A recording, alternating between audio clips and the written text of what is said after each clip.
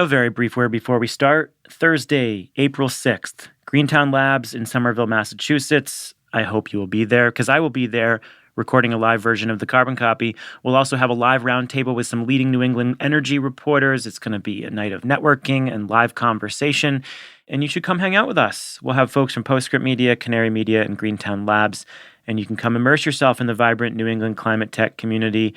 Thursday, April 6th, there's a link in the show notes for you to sign up and get your ticket for our live show.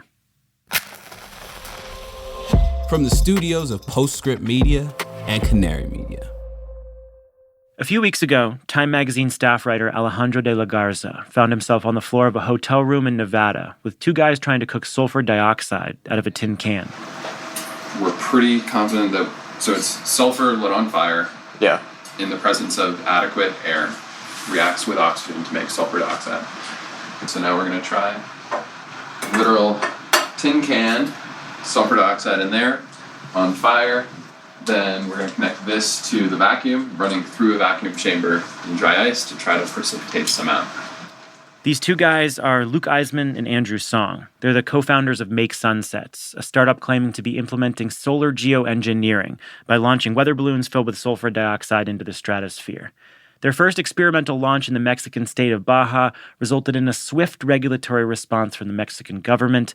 But undeterred, they were ready to run another test. And a few weeks ago, they launched some more balloons just outside of Reno, Nevada. And Luke invited Alejandro to meet them. The first I saw of him was walking into this hotel room in Reno, and they have these respirators, and his partner, Andrew, hands me a industrial respirator, one of these P100 M3 respirators, and says, "You're going to need this." And they have all these tubes and a cooler and all this, scattered equipment over this hotel room. They were experimenting with a new method to produce sulfur dioxide right in front of Alejandro. It involved burning fungicide in a tin can and then sucking the smoke through some tubing and cooling it with dry ice to turn it into liquid SO2. Again, this is in a hotel room. What are you seeing in there? There's a little bit of water-looking stuff, but clear liquid. I'm pretty sure it's sulfur dioxide. Oh, there's little drops there. Yeah. Okay. Is it supposed to be clear? Yeah. They, I think, referred to it as looking like they were cooking meth a couple times.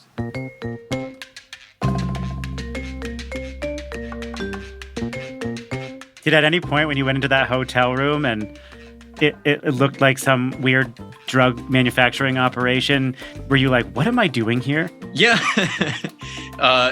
Yeah, I think I was trying not to put them on edge, and I was also trying to suss out whether I was going to die from inhaling this stuff. They assured you it was like taking a bong hit, is that right? Yeah. Like, if you've ever done a massive bong hit, like, a bong hit is worse than what you're going to inhale in terms of the pain. Okay. But there was a problem.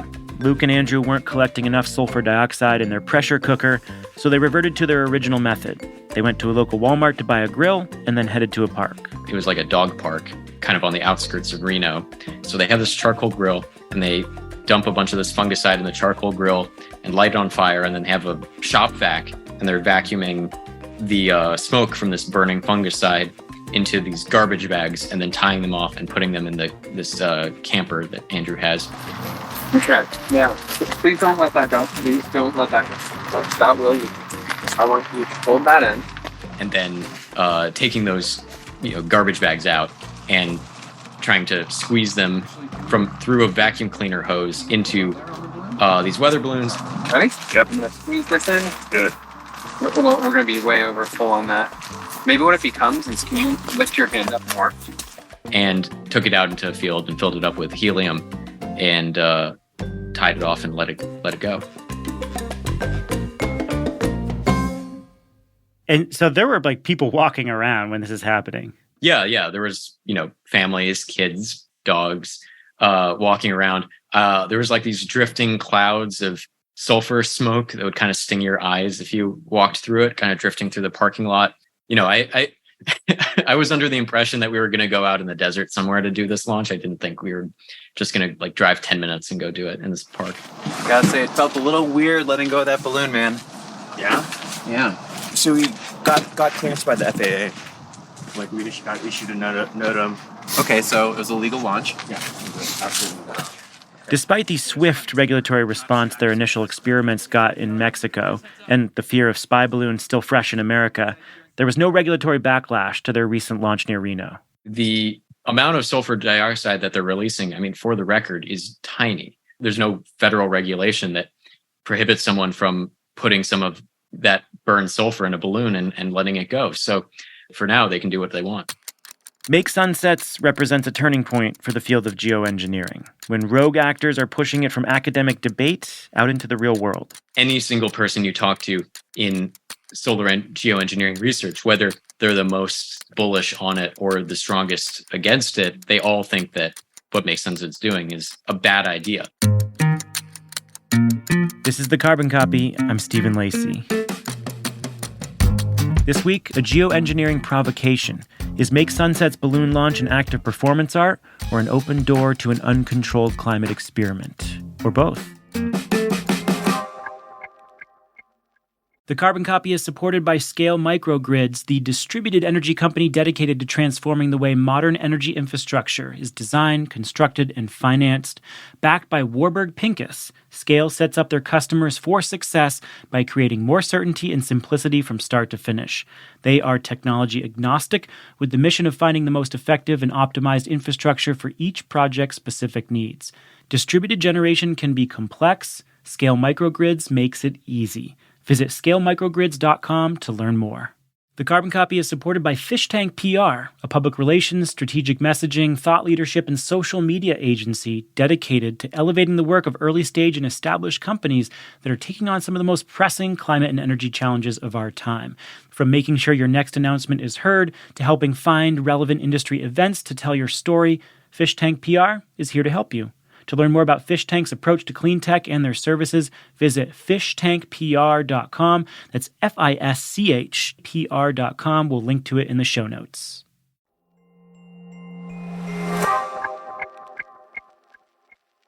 So geoengineering refers to a very wide spectrum of approaches to influencing the climate in order to slow global temperature rise. Carbon dioxide removal, stuff like direct air capture, is one less controversial form. Solar geoengineering, on the other hand, is the third rail of climate discourse. Solar geoengineering is a pretty radical and potentially dangerous proposal that relies on altering the atmosphere to temporarily block the sun. One proposed method is known as stratospheric aerosol injection, intentionally emitting aerosols like sulfur dioxide into the atmosphere. Make Sunsets calls this sunscreen for the Earth. While these aerosols have a temporary cooling effect, a geoengineering program would need to be continuously maintained over decades while carbon and methane emissions are reduced. It could have a whole host of negative consequences that scientists can't even predict as the atmosphere shifts, ranging from acid rain to impacts on the ozone layer to detrimental shifts in local environments. It's incredibly risky, like playing planetary roulette. It's why no one has done it. It's what makes the people behind Make Sunsets so brazen. And it's what attracted Alejandro de la Garza to the story of these guys cooking up sulfur dioxide in a hotel room. Who in the world are Luke Iseman and Andrew Song? Andrew calls himself says he's the suit of the company. He specializes in early stage startup sales, as I understand it, trying to get revenue for early stage startups. Luke Iseman is a serial entrepreneur. He worked at Y Combinator for a while as their head of hardware, director of hardware. So he has a lot of sort of street cred in the sort of DIY startup VC community. Luke he gives the impression, I don't know, of someone you want to be friends with, or just, he's very charismatic. It feels like Andrew's got a bit of the move fast and break things attitude, and Luke has a bit of a punk rock vibe to him. Does that feel accurate to your interpretation at all?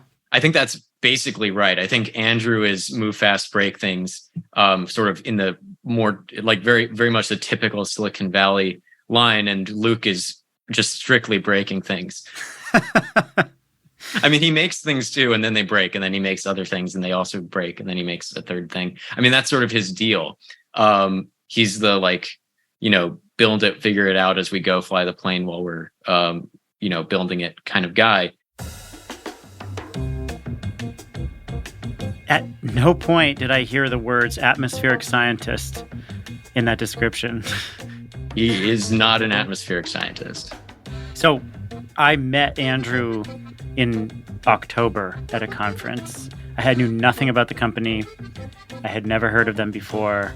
And he was very open about what they were doing. I had a good conversation with him, but I walked away from the conversation being like, wow, nothing is going to stop these people. What's your reaction to like their personalities and what's driving them?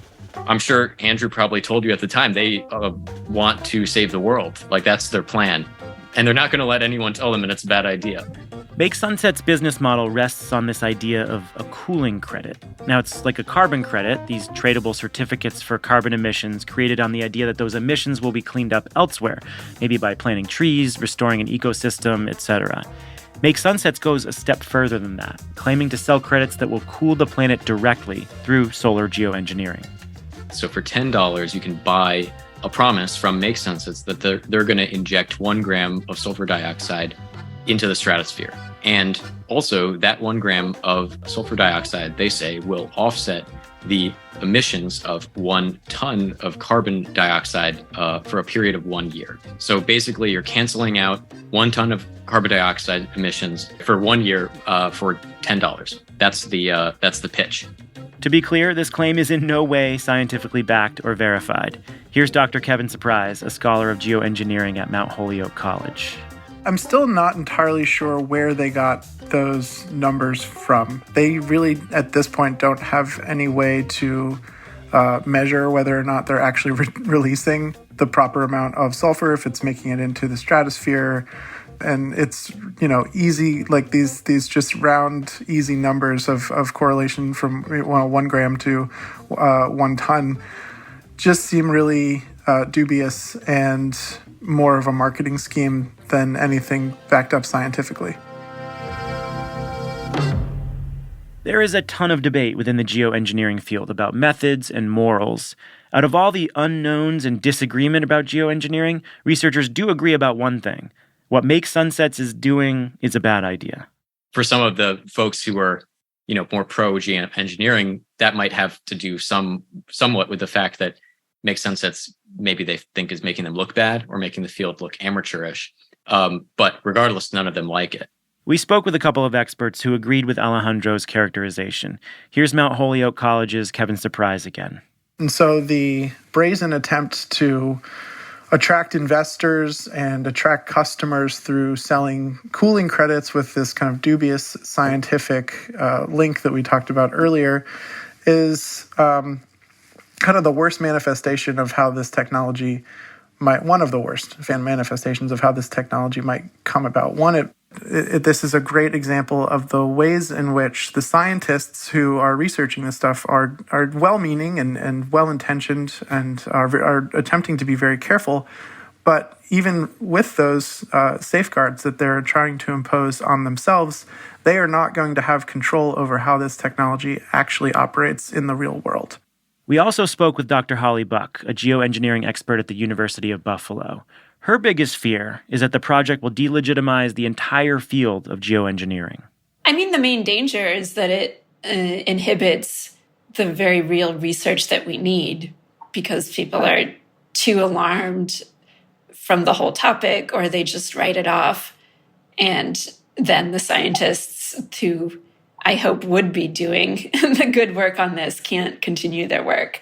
And that would be a loss for all of us because climate change is really bad. The impacts are really bad. We should know more about this idea, even if it's just to rule it out. We're going to take a very short pause here. When we come back, we'll hear more about Alejandro's reporting and hear from those geoengineering experts about what else could go wrong.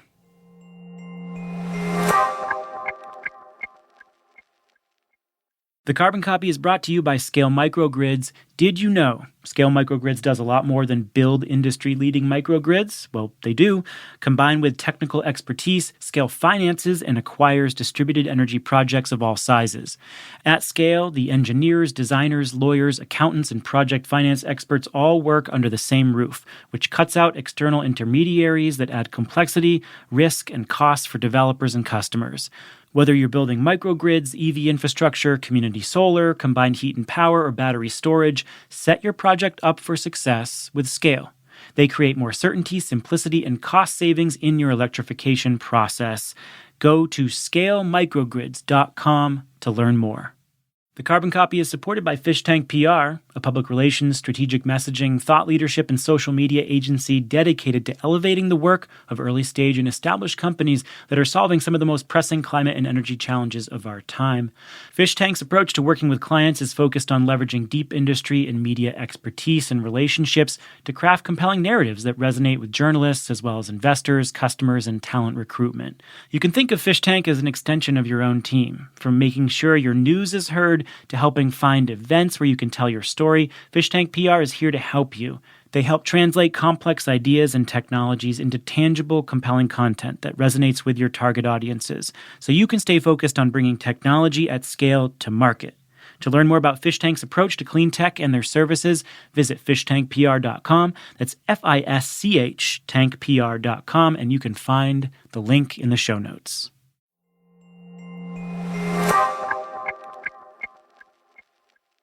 The small amounts of sulfur dioxide that Make Sunsets is releasing now won't have a measurable impact on the climate. But geoengineering at scale could have a whole host of negative consequences, some of which scientists don't even know about yet. There's a bunch of different ways it could go wrong. The first is just moral hazard of even considering the option at all. Again, here's Kevin's surprise. The risks of moving this forward, even at the research and experimentation level, are many. They are the potential for solar geoengineering to become a kind of techno fix that is latched onto by particular economic and political actors to delay mitigation and energy transitions, the fossil fuel industry. And in so doing, it becomes a kind of a crutch that particular interests will lean on to avoid cutting emissions. Then there's the environmental and climate effects of sulfur dioxide pollution itself, which Alejandro explored in his story. For one thing, no one exactly knows because we've never done this, but it has the potential to be very hairy. We're talking about, slightly reducing the amount of sunlight that hits the Earth's surface. And what climate scientists have told me is it's not a switch where we turn it and we get back an atmosphere that we had in the year 1900 or the year 1800. We have a new atmosphere, we have a new climate, and we don't know exactly what that climate looks like. There's a potential for places that were wet to become dry, places that were dry to become wet. It's gonna re-scramble things in a way that we don't fully understand. And unlike in a situation where global emissions, the situation we're already entering, where carbon dioxide emissions are creating these knock-on effects. In this case, it's sort of a purposeful action. So there's also this heightened risk of even more geopolitical tension and conflict, because you could have one country that, is pro-solar geoengineering, and maybe their effects from it are looking pretty good, whereas maybe India is getting royally screwed and they want the other country to stop. Then what happens? Then, of course, there's the consideration that solar geoengineering doesn't actually mitigate global warming. It just masks it. Once you start, you can't stop, or else all those warming impacts will just come roaring back. Holly Buck explains. If you did a real research program, it would mask warming for a while. We have air pollution in the troposphere that's currently masking quite a bit of warming. By some calculations, 0.5 degree, perhaps even more. There's some uncertainty around that. But as we continue to clean up our air pollution, which we absolutely need to do for human health reasons, that warming is going to come for us. And so there are these questions about, should you maybe mask warming by particles into the stratosphere where they stay aloft for longer periods of time, perhaps a year, compared to a couple of days in the troposphere? And the answer to those questions, I think, is we really don't know what the impacts would be because we haven't done very much research on this at all. Dr. Buck says that a real effort to research geoengineering would have to be international and publicly funded. Basically the opposite of a project like Make Sunsets. Well, it's inevitable if you have the kind of leadership void we have on climate right now, that self-appointed Silicon Valley types are going to step into that void and, either do performances or perhaps someday something more organized and serious. And I think it's a very clear indication of why we need a robust international publicly funded research effort in this space to at least fill the void in research. But we also need a coordinated governance effort for the kind of just more basic leadership void when it comes to decision making. I don't really see this effort as relating to geoengineering. Actually, it's basically performance. You could call it performance art. I don't know if it meets the threshold of art, but it's more of like a performance that is meant to be a provocation or a conversation starter rather than an actual geoengineering event. So it's important that people understand that, at least. It's not actual geoengineering research. It's, a stunt, which maybe some good conversations can come from a stunt. I'm not really sure. I don't think that's been the case yet, but we'll see. The slow, deliberate approach that Holly and Kevin described is what annoys people like Luke and Andrew. And in many ways, Make Sunsets does have a lot in common with performance art as a way to push the conversation. I spent about 2.5 hours in the car with Luke driving, and I talked with him for a while about sort of his mentality and where he sees himself. And it turns out that he has, sees himself as having a lot in common sort of with the young people who were throwing soup at paintings in Europe. And he sees kind of what he's doing. It's sort of like a startup themed, radical climate provocation that, he also thinks might make money. I've worked with PhDs before in previous roles, and I get what they do. They're very intelligent, smart. They can look very far into the future, but at the end of the day, when the rubber meets the road, they need someone like me to actually implement it. Right. The scientists that created the Saturn V rocket didn't go into space. It was some monkey first, right? Yeah. We're the monkey. We're not even an astronaut. We're the monkeys. Throwing a few grams of SO2 in the atmosphere is not going to do anything for geoengineering, but it certainly suddenly takes these academic papers and this field that is mostly in the literature and leaps it out into the real world. Do you think this will have a material impact on the geoengineering field? I don't think they would necessarily call it an art piece, but it certainly, gets attention in the same way that a piece of, provocative protest does. I think it does have an effect. As small as it is, this is the first attempt. And, reports just came out that a researcher in the UK has what amounts to another rogue geoengineering experiment, this time with a lot more instrumentation and sort of a, perhaps some, maybe they're going to get some kind of scientific findings from what he's doing.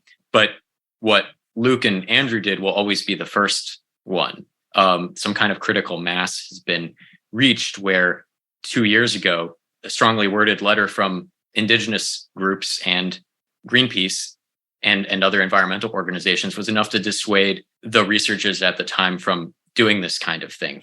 In that case, it was doing some outdoor geoengineering experiments over Sweden. Now we have a combination of people and conditions where that doesn't matter anymore. Like they're going to do it anyway. So I think it's a marker of the moment we're in. Absolutely wild story. Alejandro, thanks for telling it. And we appreciate you coming on and talking to us about it. Thanks for having me. Alejandro de la Garza is a staff writer at Time magazine. We have a link to his story profiling Make Sunsets in the show notes. The field tape you heard in the story was collected by Alejandro, so thanks for that. And you also heard from Dr. Kevin Surprise of Mount Holyoke University and Dr. Holly Buck of the University of Buffalo. This episode was produced and written by Alexandria Herr. It is Alexandria's last episode. She is moving on to go work for Rewiring America. We're going to miss you, Alexandria. Thanks for all the great work you did on this show. Sean Marquand is our engineer. Original music came from Echo Finch and Blue Dot Sessions. Postscript Media is supported by Prelude Ventures. Prelude is a venture capital firm that partners with entrepreneurs to address climate change across advanced energy, food and agriculture, transportation, logistics, advanced materials, manufacturing, and advanced computing. And help us out by sending a link to this show to someone in your life who you think would love it. And give us a rating review if you haven't already. Thanks so much. We'll catch up with you on social media, and we'll catch up with you here next week. I'm Stephen Lacey. This is The Carbon Copy.